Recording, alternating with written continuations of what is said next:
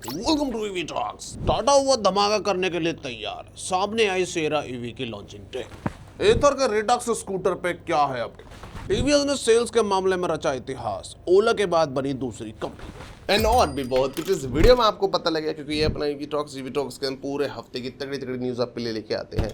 कौन सी car launch हो रही है, कौन सी बाइक लॉन्च हो रही है, ईवी बैटरी में क्या इनोवेशन हो रही है, ईवी की दुनिया में क्या लफड़ेबाजी हो रही है, जो कि आपको देख के सुन के बहुत ज़्यादा मजा आता है। तो स्टार्ट करते हैं न्यूज़ नंबर 1 से। दोस्तों, अमेरिका और चाइना की लड़ाई चलती ही रहती है किसी न किसी रूप में, लेकिन इस बार यूएस ने BYD को भी लपेटे में ले लिया है और इसे बोल दिया है कि ये तो एक मिलिट्री कंपनी है चाइना की तरफ से। BYD के साथ उन्होंने दो बंदों को और लपेटा है। पहला है अलीबाबा, जो कि चाइना का अमेजोन है। दूसरा है बाइडू, जो कि चाइना का गूगल है। अब मेनली होगा क्या, जो इनकी ऑलरेडी लिस्ट बनी हुई थी ना चाइनीज कंपनी को, जहां पे लगभग 180 बंदे थे, उसमें ये 3-4 नाम और जोड़ दिए इन्होंने सभी कंपनियों के।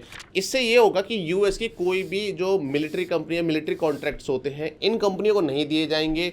किसी तरह का भी डायरेक्ट सेंक्शन तो नहीं है, लेकिन हाँ, इनके ऊपर ना जांच ज्यादा बैठ जाएगी और फ्यूचर में ऐसा भी हो सकता है कि इन्हें कुछ ना कुछ तरीके की रिस्ट्रिक्शन भी लगा दी जाए। हालांकि हमने कुछ टाइम पहले देखा था कि यूएस का कोई ना कोई मंत्री तो था जो बोल रहा था कि जो BYD कार है वो कैंसर होती हैं, और सीधा दिख रहा है कि भाई ये BYD की एंट्री अमेरिका में नहीं चाहते। फोर्ड के सीईओ ने भी बोल दिया कि भाई इनकी एंट्री मत होने देना अमेरिका में, ये कबाड़ा कर देंगे हमारी पूरी ऑटोमोबाइल इंडस्ट्री का। अब इसके ऊपर BYD की भी प्रतिक्रिया आएगी। तो BYD ने बोला है कि भाई ये जो तुम गेम खेल रहे हो ना, नेशनल सिक्योरिटी के आड़े में हमें रोकने का, ये बहुत गलत कर रहे हो। इससे तुम अमेरिका और चाइना की जो कंपनी को रिलेशन है उन्हें भी खराब कर रहे हो। और चाइना की फॉरेन मिनिस्ट्री तो डिमांड भी रख दी है कि भाई इन चीजों को हटाओ, और अगर ऐसा आप नहीं करते हो तो भाई हमारी तरफ से भी तुम्हें काउंटर मेजर देखने को मिलेंगे। ये वार्निंग भी उन्होंने दे दी। तो साफ साफ दिख रहा है भाई, चाइना जो टेक्नोलॉजी वाइज, इनोवेशन वाइज इतना आगे निकल गया है, चाहे ईवी हो या ईवी बैटरी हो, और भी कई सारे सेक्टर है, दुनिया घबराई हुई है। अमेरिका जो सुपर पावर है वो भी नहीं चाहते कि भाई चाइना हमारे देश में एंट्री ले और हमारे यहाँ का खेल बिगाड़ दे।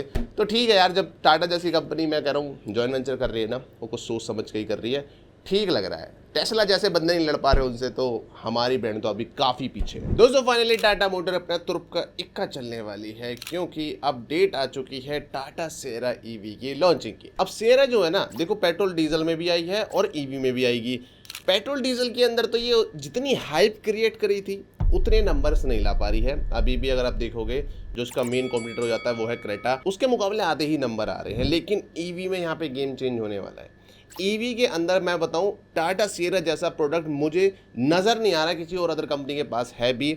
इसके नियर सबसे ज्यादा पता है कौन सा है? महिंद्रा की BE6, लेकिन वो थोड़ी नीश ऑडियंस के लिए है, सबको वो फ्यूचरिस्टिक डिजाइन पसंद नहीं आता है। लेकिन सेरा ईवी एक ऐसी गाड़ी होगी जो कि हर चीज में आप देख लो, चाहे डिजाइन में, स्पेस में, पावर में, फीचर्स में, स्पेसिफिकेशन पर रोशनी डाले तो एक्सपेक्टेड है कि 500 से 600 किलोमीटर के सर्टिफाइड रेंज होगी। रियल वर्ल्ड वाली आप मान लो 400 से 450 में मिल जाएगी। और मैं आपको बता दूं, कर्व ईवी सेगमेंट में इन्होंने लॉन्च कर दी, लेकिन कर्व ईवी नंबर नहीं ला पाई, लोगों को ज़्यादा खास पसंद नहीं आई।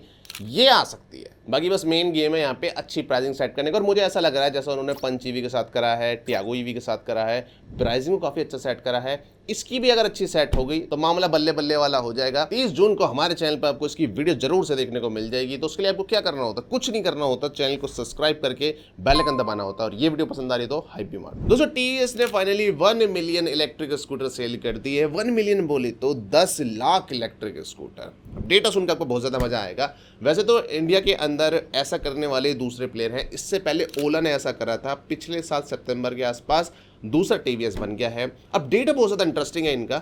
2020 में जब इन्होंने स्टार्ट किया था ना, इनका सिर्फ 1% मार्केट शेयर था। 2022 में 8%, 2023 में सीधा 20%, और 2025 के बाद से तो फिर ये सेगमेंट लीडर बन गए। इनके आसपास भी कोई नहीं आ पा रहा है।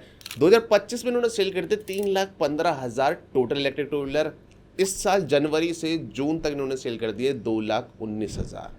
लास्ट के जो 1 लाख स्कूटर सेल हुए ना, वो सिर्फ 75 दिन में हुए हैं, जिसका मतलब डेली लगभग 1300 से ज्यादा इलेक्ट्रिक स्कूटर बेच रहे हैं, जिनमें TVS iQube भी है, ऑर्बिटर भी है। अब एक चीज जो TVS ने बिल्कुल चेंज करके रख दी है वो है परसेप्शन। आपने नोटिस करा होगा, अब से 3-4 साल पहले हम हब मोटर को ना बिल्कुल बेकार नजरिए से देखते थे। उसका रीजन भी सिंपल था, उस जमाने में चाइनीज इलेक्ट्रिक स्कूटर आया करते थे, हब मोटर रिलायबल नहीं होती थी, बड़ी जल्दी खराब हो जाती थी। लेकिन TVS ने पूरा गेम चेंज कर दिया है भाई। इंडिया में सबसे ज्यादा इलेक्ट्रिक टू व्हीलर इनके ही सेल हो रहे हैं, और विद हब मोटर, और जिस हिसाब से इनकी ग्रोथ हो रही है, ये एक साल में 5 lakh electric two wheeler sale कर देंगे, उससे ज्यादा भी कर देंगे। और इसमें जो फ्यूल ऐड करा है ना, जो ग्रोथ में आग लगाई है, वो करी है भाई जो रिसेंटली पेट्रोल क्राइसिस चल रहा है, E20, E100, पता नहीं क्या क्या आ रखा है, उन सब ने भी काफ़ी हेल्प करी है, इलेक्ट्रिक टू व्हीलर में भी, इलेक्ट्रिक फोर व्हीलर में। दोस्तों Xiaomi ने अपनी इलेक्ट्रिक कार्स के लिए होम चार्जिंग रोबोटिक आर्म को अनवील कर दिया है, जो कि आपकी गाड़ी को खुद ब खुद चार्ज कर देगा। आपको कुछ भी करने की जरूरत नहीं है, आप आओ अपनी गाड़ी खड़ी करो और वापस चले जाओ अपने कमरे में, ये रोबोट आर्म खुद संभाल लेगा सब कुछ। मेन चीज यहाँ पे ये है कि भाई इसके अंदर 3-4 मोड है। एक तो है लेजी चार्जिंग मोड, जिसके अंदर बस आप गाड़ी खड़ी करो, ये खुद ब खुद आएगा, चार्जिंग लगाएगा, जैसी चार्जिंग खत्म होगी ये खुद ब खुद निकलेगा और अपनी जगह पे चला जाएगा। इसमें आपको कोई भी कमांड वगैरह देने की जरूरत नहीं है। फिर दूसरा फंक्शन है इसके अंदर रिमोट चार्जिंग वाला, ये मुझे एक्चुअल में काम का भी लग रहा है। अगर आप कहीं बाहर हो और आपकी जो गाड़ी है वो आप चार्ज करना भूल गए थे 50-60% और आपको कहीं लंबा निकलना है, तो आप चाहते हो गाड़ी मेरी फुल हो जाए, तो आप फ़ोन से ही, स्पेशली Xiaomi का जो फ़ोन है उससे आप बोलोगे कि भाई रोबोट भाई जा मेरी गाड़ी में चार्ज होके खुद ही लग जा, तो ये रोबोट खुद ब खुद जाएगा और चार्जिंग पे गाड़ी को लगा देगा और जैसे खत्म होगी वापस भी आ जाएगा। अब इसके ऊपर अपना ओपिनियन दूँ तो एक तरफ तो मुझे चोचलेबाजी भी लग रहा है कि भाई इतना भी आलस किस काम का, लेकिन दूसरी तरफ कन्वीनियंट भी लग रहा है। जो बंदे होते हैं इनके पास पैसा अच्छा खासा होता है, उन्हें कन्वीनियंस ही चाहिए लाइफ के अंदर, तो हाँ ये काम का भी लग रहा है। बाकी आप भी बताओ कि ये आपको क्या लग रहा है, फालतू की चीज़ है या कि काम की भी हो सकती है। Xiaomi इसे इस साल के एंड तक लॉन्च कर देगा। हालांकि चाइना के अंदर ना ये जो रोबोटिक आर्म है या फिर जो ऑटोमेटिक चार्जिंग वाले ऑप्शन है, कई कंपनियां बना रही है। ली ऑटो हो गया, EITO हो गया, स्टार चार्ज हो गया, तो चाइना के अंदर तो ये चीज़ें बढ़ रही हैं, ग्रो हो रही हैं। इंडिया के अंदर देखते हैं ये चीज़ें कैसे आती हैं, क्या इसका इंटरेस्ट है लोगों के अंदर। लेकिन मुझे लगता है कि भाई अपने इंडियन स्टार्टअप को भी कुछ ना कुछ ऐसा करना चाहिए, कुछ इनोवेटिव लेके आओ। दोस्तों ईथर ने जो पिछले 1-2 साल में मार्केट पकड़ी है ना, सबको शॉक्ड कर दिया है। सारी लेगेसी कंपनी देख के हैरान है, TVS हो, हीरो हो, बजाज हो, कि भाई क्या ही कर दे रहा है तू। और रिसेंटली कंपनी की तरफ से भी कुछ बड़ी बड़ी अपडेट्स आई हैं। सबसे पहला इनका ईथर रिडक्स स्कूटर, जो कि एक मोटरसाइकिल और स्कूटर का अद्भुत संगम है। इसको लेके इन्होंने एक ट्रेलर सा डाला अपने यूट्यूब के ऊपर, जहाँ पे इन्होंने इसकी मेकिंग बताई है, बताया कि भाई हमने कॉन्सेप्ट 2025 में दिखाया था और कुछ ना कुछ ये लाने वाले हैं 20 जून को। अब ये तो नहीं लग रहा मुझे कि ये डायरेक्टली स्कूटर दिखा देंगे कि हम लेके आ रहे हैं इस स्कूटर को, लेकिन कुछ ना कुछ इसके ऊपर कोई बड़ी अपडेट आएगी। फ्यूचर प्लान्स बताए जा सकते हैं, इसका क्या कहते हैं उसे, मोर मैच्योर वर्जन भी इसका कुछ दिखाया जा सकता है। लेकिन जिस दिन ये भाई लॉन्च हो जाता है ना, तो अल्ट्रावर्ल्ड का जो टेस्रेक्ट इलेक्ट्रिक स्कूटर है उससे ज़्यादा मैं कहूँगा इनोवेटिव और फ्यूचरिस्टिक वाला स्कूटर होगा ये। हालांकि टेस्रेक्ट जो है वो एक प्रैक्टिकल ऑप्शन होगा, ये वाला एक नीश ऑडियंस के लिए होगा क्योंकि बीच में हम्प है, इसका डिज़ाइन ही अलग है। स्पेशली एक डिफरेंट कैटेगरी का है ये प्रोडक्ट, जहाँ पे बाइक और स्कूटर को मिलाया गया है। कुल मिला के कॉन्सेप्ट ये है कि स्कूटर के अंदर बाइक वाला मजा देना चाहते हैं। 20 तारीख को इसका कुछ ना कुछ अपडेट आएगी, तो जो आएगी वो आपको फ्यूचर में पता लग जाएगा। दूसरी अपडेट ये है कि कंपनी जो है 2500 करोड़ का फंड रेज करने वाली है, जिसके लिए कुछ ये नए शेयर भी निकालेंगे, जिसका यूज किया जाएगा इनका ग्रोथ में, नई फैक्ट्री खोलने में। क्योंकि कंपनी के CEO तरुण मेहता रिसेंटली ट्वीट पे बताया था कि हम जो है हमारी जो फैक्ट्री है उसका अब 90% यूटिलाइजेशन हो रहा है, यानी फैक्ट्री फुल प्रेशर पे चल रही है अब, और फ्यूचर में जाके वो 100 भी हो जाएगा। और इन्हें अपनी फैक्ट्री अब जल्द से जल्द खोलनी है, जो कि इनकी फैक्ट्री 3.0 होगी, महाराष्ट्र के अंदर वो खोली जाएगी। तो कंपनी जो है अच्छी तरीके से ग्रो कर रही है और काबिल तारीफ भी है भाई। कंपनी ने प्रीमियम कैटेगरी के अंदर स्कूटर को बेचना स्टार्ट करा और मार्केट अच्छा खासा कैप्चर कर लिया। तीसरी अपडेट भी इधर की तरफ से कि इनका जो वॉइस वाला फीचर था फाइनली वो आ चुका है, OTA अपडेट से आएगा। ईथर 450 की जो 3rd जनरेशन है, 4th जनरेशन है, उनके अंदर OTA अपडेट से मिल जाएगा, आपको सर्विस सेंटर की जाने की जरूरत भी नहीं है। ईथर रिश्ता के अंदर आएगा और ये स्पेशली उनके में आएगा जिनके में डिस्प्ले होती है ना, उसमें ही तो स्मार्ट कनेक्टिविटी फीचर्स होते हैं, उसमें मैप होता है। और इसमें क्या होगा, आप लेफ्ट वाले बटन दबा दोगे और सीधा होल्ड करो उसे, जहां आपको जाना है बोल सकते हो कि भाई चल भाई मुझे घर ले चल, तो वो बंदा घर ले जाएगा। अगर आपको और सेटिंग छेड़नी है कि भाई मेरा जो ट्रैक्शन कंट्रोल है उसे चेंज कर दे, वो कर देगा। डिस्प्ले की ब्राइटनेस कम ज़्यादा कर ले, तो ठीक है, इनोवेटिव फीचर है। लेकिन हाँ, इससे मुझे एक चीज़ आ जाती है भाई, ओला के पुराने वाले अच्छे दिन, जहाँ पे कंपनी इतना तगड़ा काम किया करती थी सॉफ्टवेयर वाइज। ये वाली वीडियो आपको शायद याद होगी, हाय भावेश बाय भावेश, ये मतलब उस टाइम में ओला ने करके दिखा दिए थे, या फिर दिखा तो दिया था कि हम लाने वाले हैं, लेकिन कंपनी का सीन थोड़ा नीचे चला गया, अब मज़ा सा नहीं है। लेकिन ये था धीरे धीरे फीचर दे रहा है। अब कितना काम का फीचर होगा, मेरे सबसे होगा। मेरे को मैप में स्पेशली ये बहुत अच्छा लगता है। मैं कहीं भी रैंडम जगह पे गया और मुझे वहाँ से घर जाना है, तो मोबाइल निकालो, फिर लोकेशन को पुश करो, थोड़ा सा कन्वीनियंट कम लगता है। ये वाला काफ़ी कन्वीनियंट होगा, सीधा अपने बटन दबा और बोल दिया काम हो गया। दोस्तों मर्सिडीज ने ईवी मोटर के अंदर एक बहुत बड़ा काम करके दिखा दिया है।